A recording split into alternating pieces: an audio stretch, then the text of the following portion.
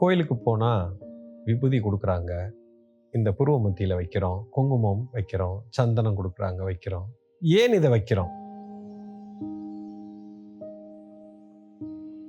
அதாவது இது நம்ம இந்து மதத்தில் மட்டும் இல்லைங்க. நீங்கள் எந்த மதத்தை எடுத்துக்கிட்டாலும் இந்த இடம், இந்த புருவ மத்தின்னு சொல்லக்கூடிய இந்த இடம் வந்து ரொம்ப ரொம்ப முக்கியமான ஒரு இடம். இது விபூதி, குங்குமம், சந்தனம் நம்ம மட்டும் வைக்கல. நீங்கள் கிறிஸ்டியானிட்டியில் எடுத்தீங்கன்னா இந்த name of the father, holy spirit and the சன்னு இங்கே கை வைப்பாங்க. நீங்கள் இஸ்லாமிய மதத்தை எடுத்தீங்கன்னா இன்ஷா அல்லா அப்படின்னு சொல்லி இங்கே கை வைப்பாங்க. எல்லா மதத்திலையும் எல்லா உயிர்களுக்கும் இந்த இடம், மனிதனாக பிறக்கப்பட்டவனுக்கு இது ரொம்ப முக்கியமான ஒரு இடம். அதுக்கு காரணம் என்னன்னு சொன்னால், நம்ம கடவுள் அப்படின்னு ஏதோ ஒரு சக்தி இருக்கிறது. பிரபஞ்சம் முழுக்க இருக்கிற, வியாபித்து இருக்கிற அந்த சக்தி தூணிலும் இருக்கார், துரும்பிலும் இருக்காருன்னு சொல்லுவோம் இல்லையா? இப்போ தூணிலும் இருக்கார், துரும்பிலும் இருக்காருன்னா அப்போ என் உடம்புக்குள்ளேயும் எங்கேயோ ஒரு இடத்துல இருக்கணும் இல்லையா? அந்த சக்தி, அந்த சக்தியின் ஒரு சுரூபம் கண்ணுக்கு தெரியாமல் அருவமாக அந்த சுரூபம் இந்த இடத்துல இருக்குதுங்க.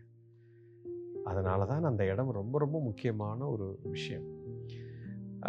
இது வந்து ஆங்கிலத்தில் பீனியல் கிளாண்ட் அப்படின்னு சொல்லுவாங்க.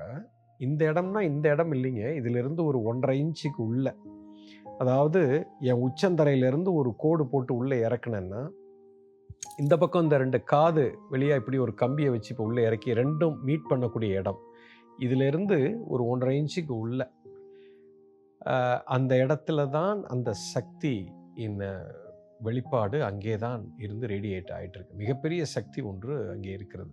ஃபிசிக்கல் ஆப்ஜெக்டாக அங்கே கிடையாதுங்க, சூக்ஷ்மத்தன்மையில் இருக்குது. அதை பற்றின பெரிய ஆராய்ச்சி உலகத்தில் இன்னைக்கு விஞ்ஞானிகள் எல்லாம் ஆராய்ச்சி செய்து கொண்டு இருக்கிற அந்த பீனியல் கிளாண்டில் என்ன இருக்குதுன்னு அது அவ்வளோ ஈஸியாக கண்டுபிடிக்க முடியாது. ஓகே, பீனியல் கிளாண்டுங்கிறது ஃபிசிக்கல் ஆப்ஜெக்ட், பட் நான் சொல்வது கண்ணுக்கு தெரியாமல் அங்கே இருக்கக்கூடிய ஒரு சக்தி. இதைத்தான் 3வது கண் என்று அழைப்பார்கள். நிறைய பேர் இருக்குது இதுக்கெல்லாம். ஆக்னான்னு சொல்லுவாங்க, ஒருத்தர் ஒவ்வொரு மாதிரி சொல்கிறாங்க. ஆக மொத்தம் இந்த இடத்துல ஒரு பெரிய விஷயம் இருக்குது. 3 நாடிகள் வந்து சேர்கிறது. ஈடா, பிங்காலா, சுஷும்னான்னு சொல்லுவோம்.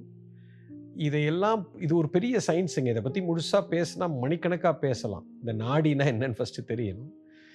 ஸோ இந்த 3 நாடிகள்னு சொல்கிறோம் இல்லையா, நாடிங்கிறது வேற ஒன்றும் இல்லை, அதாவது சக்தி செல்லக்கூடிய பாதை, அதாவது பிராணசக்தி, உயிர் சக்தி செல்லக்கூடிய ஒரு பாதை. இப்போ ஒரு லைட்டு வீட்டில் எரியுது அப்படின்னா சுவிட்சு போட்டால் லைட் எரியும். எப்படி லைட் எரியுது? சுவிட்சு போட்ட உடனே கரண்ட் பாஸ் ஆகுது. எது வழியா? ஒயர் வழியா. அந்த ஒயர் தான் எலக்ட்ரிசிட்டி செல்லக்கூடிய வழி. அதே போல் நம்ம உடம்புக்குள்ள ஒவ்வொரு இடத்துலையும் செயல்பாடு நடக்கணும்னா அந்த இடத்துல கரண்ட் போகணும், பிராணசக்தி போகணும். அது செல்லக்கூடிய வழிக்கு பேர் தான் நாடின்னு பேர். அது மாதிரி உடம்புக்குள்ளே 72,000 நாடி இருக்கிறதாக பதாஞ்சலி முனிவர், மாமுனிவர், மிகப்பெரிய மனிதர், கண்ணுக்கே தெரியாத இந்த விஷயங்களை எல்லாம் 3000 வருஷத்துக்கு முன்னாடியே கண்டுபிடிச்சு சொல்லிட்டார். கண்ணுக்கு தெரியாது நாடிகள்லாம். இப்போ நீங்கள் பாடியை கட் ஓப்பன் பண்ணீங்கன்னா உள்ள ஒன்றுமே இருக்காது, கண்ணுக்கு தெரியாது. You understand? ஸோ அதில் 3 குறிப்பிட்ட நாடிகள் சேரக்கூடிய இந்த இடம்தான் இந்த புருவமத்தி என்று அழைக்கக்கூடிய ஆக்னா என்று சொல்லக்கூடிய 3வது கண் அப்படின்னு சொல்கிறோம். அந்த இடத்துல தான் அந்த சக்தி உட்கார்ந்து கொண்டு இருக்குது. அப்போ என்னுடைய மிகப்பெரிய சக்தி, இந்த இயக்கம் மட்டும் இல்லை, இந்த உடம்பு மட்டும் இல்லை, அண்ட சராசரத்தில் இருக்கக்கூடிய மிகப்பெரிய சக்திக்கும் இதுவும் ரெண்டும் ஒன்று தான், தொடர்பில் இருக்கு. You understand? ஸோ இப்போ என்னுடைய கவனம் பூரா இந்த இடத்துல இருக்கும் பொழுது எனக்கும் இந்த அண்ட சராசரத்திற்கும் அந்த சக்திக்கும் ஒரு தொடர்பு உண்டாகிறது. அதனால் இந்த காலையிலேருந்து ராத்திரி வரைக்கும், நான் தூங்கி எழுந்ததுலேருந்து நைட்டு போய் படுக்கிற வரைக்கும் எனக்கு ஒரு கவனம் வந்து அந்த சக்தி கூட இருந்தால் என் வாழ்க்கை சூப்பராக போகும். அதற்காக அந்த கவனம் அங்கே வரணும் அப்படின்னா அந்த இடத்துல ஏதோ ஒன்று உறுத்தணும். இப்போ உடம்புல ஏதோ ஒரு பகுதி உங்களுக்கு உறுத்திக்கிட்டே இருந்ததுன்னா உங்களை அறியாமலே கவனம் அங்கே போகும். இப்போ செருப்பு புதுசாக வாங்கியிருக்கிறீங்க, அது கடிக்குது, செருப்பு கடிக்குதும்பாங்க. அப்போ அது உறுத்திக்கிட்டே இருக்கும். அப்போ உங்கள் கவனம் பூரா அந்த செருப்பில் இருக்கும். ஒரு ஷர்ட்டு போடுறீங்க, கம்ஃபர்டபுளாக இல்லை, அந்த ஷர்ட் ஒரு பக்கம் இழுத்து பிடிச்சிக்கிட்டே இருக்குன்னா கவனம் பூரா அங்கே போயிடும். கையில் ஒரு வலி ஏற்படுது, கவனம் பூரா அந்த வலியில் இருக்கும். அதே போல் உங்கள் கவனம் பூரா அந்த சக்தி கூட இருக்கணுங்கிறதுக்காகத்தான் அந்த விபூதி அங்கே வைக்கும்போது அந்த இடத்துல ஒரு உறுத்தல் ஏற்படும். ஒரு பொட்டு வைக்கும்போது, பொட்டுன்னா நீங்கள் இந்த ஸ்டிக்கர் பொட்டெல்லாம் வைக்கக்கூடாது, குங்குமம் வைக்கணும். அதுக்கெல்லாம் நிறைய இது இருக்கிறது. ஸோ அது அந்த இடத்துல வைக்கும் பொழுது, ஒரு சந்தனம் வைக்கும்போது அதுக்கு ஒரு ஒரு சென்சேஷன் கிரியேட் ஆகும். ஸோ உங்கள் கவனம் உங்களை அறியாமலேயே அந்த இடத்துல இருக்கணும். அப்படி இருக்கும் பொழுது கடவுளிடத்தில் ஒரு தொடர்பு இருந்து கொண்டு இருக்கும். அந்த சக்தி கூட ஒரு தொடர்பு இருக்கும். இருந்தால் உன் வாழ்க்கை சிறப்பாக இருக்கும். இது மிகப்பெரிய உண்மை. அதனால தான் அந்த இடத்துல வைக்க சொல்கிறோம். இதை நீங்கள் கண்ணாடி பார்த்து இப்படி வைப்பாங்க நிறைய பேர். அது வைக்கக்கூடாது. You understand? அதுக்கு அர்த்தம் என்னன்னா, நிறைய சித்தர்கள் பாடலில் வரும், கண்ணாடி பார்த்து இதை வைங்கன்னு சொல்லிட்டு.